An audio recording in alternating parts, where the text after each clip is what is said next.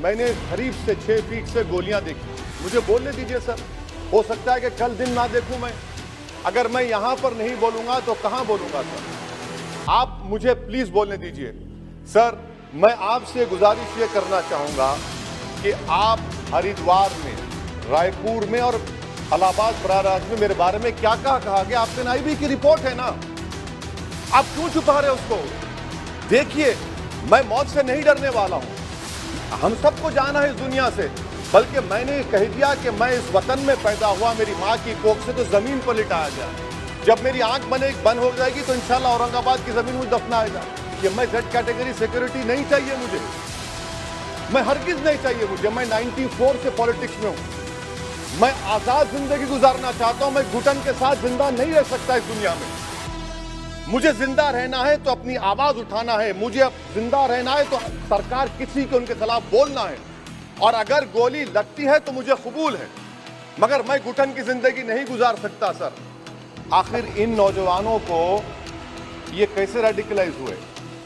और मैं सरकार से पूछना चाहता हूं कि क्या उन्होंने ये रेडिकलाइजेशन सैयद कुतुब की किताब पढ़कर रेडिकलाइज हुए, अब्दुल्ला अज़ाम की किताब पढ़कर रेडिकलाइज हुए, या अयमन अल ज़ोहरी की किताब पढ़कर रेडिकलाइज हुए? इसीलिए मैंने सरकार से 2015 में कहा था कि इंटरनल सिक्योरिटी डिपार्टमेंट MHA में, उसमें तमाम मज़ाहिब के लोगों का एक काउंटर सेल बनाइए आप। और सर, ये रेडिकलाइज हो चुके हैं तो भारत की इससे राइट विंग कम्युनिज्म और टेररिज्म बढ़ेगा।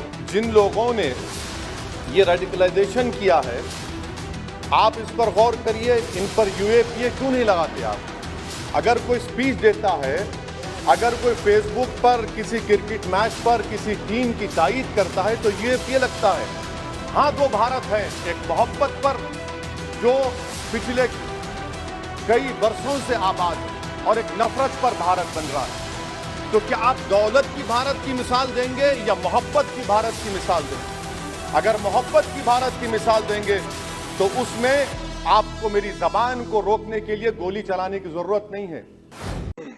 आपका बेहद शुक्रिया कि कल शाम में आपने फ़ोन करके मेरी खैरियत और मुझसे दरियाफ़्त किया कि क्या हुआ, और आपने मुझे बताया कि आपने फ़ौरन पुलिस के आला अहदेदारों से बातचीत भी की। मैं आपका बेहद शुक्रिया अदा करता हूं कि आपने अपनी संवैधानिक जिम्मेदारी को एक रुकने पार्लिमान की जान पर जब कातिलाना हमला किया गया टोल गेट पर, आपने उस बात की, मैं आपका शुक्रिया अदा करता हूं।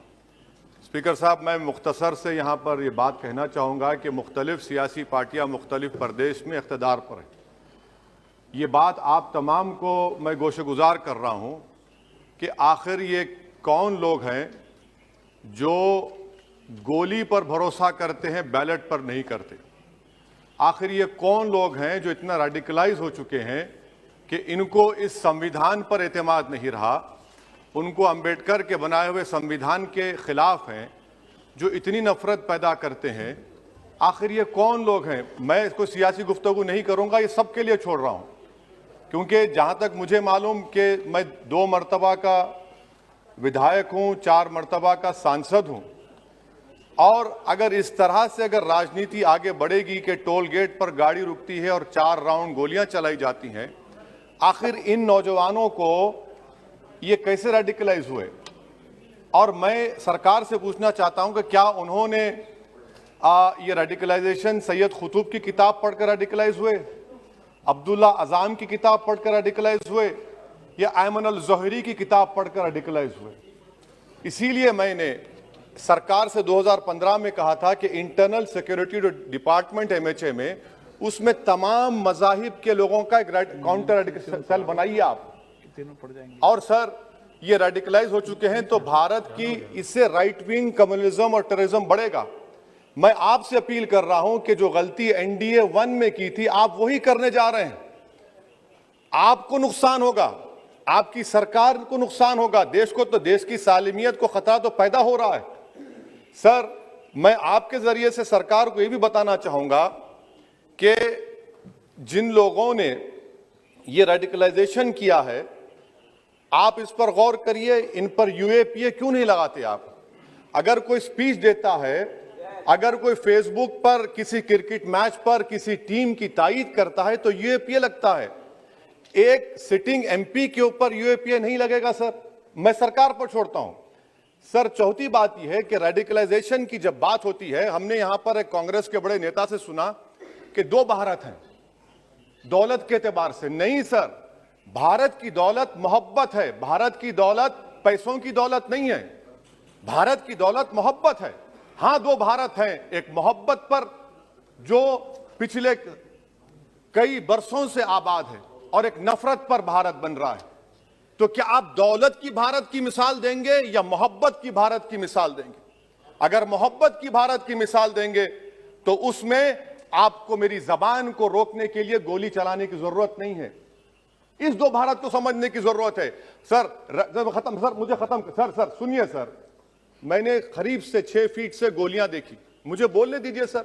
हो सकता है कि कल दिन ना देखूं मैं, अगर मैं यहां पर नहीं बोलूंगा तो कहां बोलूंगा सर? आप मुझे प्लीज बोलने दीजिए।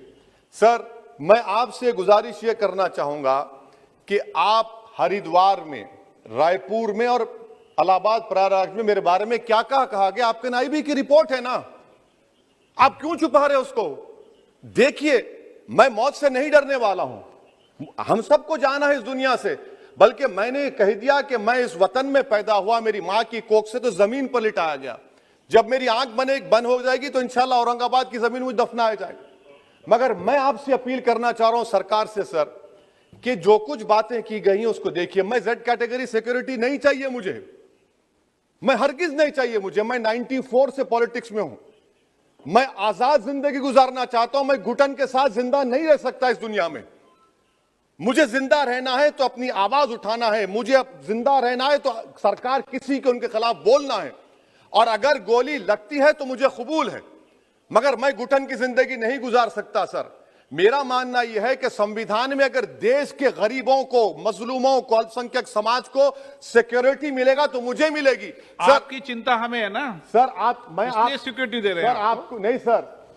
देश के गरीब बचेंगे तो मैं बचूंगा। ओवैसी की जान इखलाक पीलू से बढ़कर नहीं है सर। ओवैसी की जान उस वक्त बचेगी जब गरीब की जान बचेगी। इसीलिए मैं आपके जरिए सरकार से अपील करना चाहूंगा कि सर इस नफरत को खत्म करिए, इस नफरत को खत्म करिए और इस पर आप गौर करिए। मैं नहीं लूंगा सिक्योरिटी, मैं जेड कैटेगरी नहीं चाहता हूं सिक्योरिटी। मुझे ए कैटेगरी का शहरी बनाइए, आप मुझे ए कैटेगरी का शहरी बनाइए ताकि मेरी और आपकी जिंदगी बराबर हो। जब देश के प्रधानमंत्री पर सिक्योरिटी ब्रीच हुआ, अपोजिशन की तरफ से मैंने कहा था कि गलत हुआ, सब सेकुलर पार्टी के लोगों ने कहा कि ओवैसी तुम क्यों बोले? मैंने कहा नहीं, देश का प्रधानमंत्री मेरा है, सिक्योरिटी ब्रीच हुई तो एक्शन लेना चाहिए। मगर 4 मर्तबा के एमपी पर कोई 6 फीट के फासले से 4 गोली चलाता है। मुझे मौत है, हम सबकी मौत है, मगर मैं इन गोली चलाने वालों से डरकर खामोश नहीं बैठने वाला हूं। और मैं दुआ करता हूं कि उत्तर प्रदेश में पुरअमन पोलिंग होगी इंशाअल्लाह।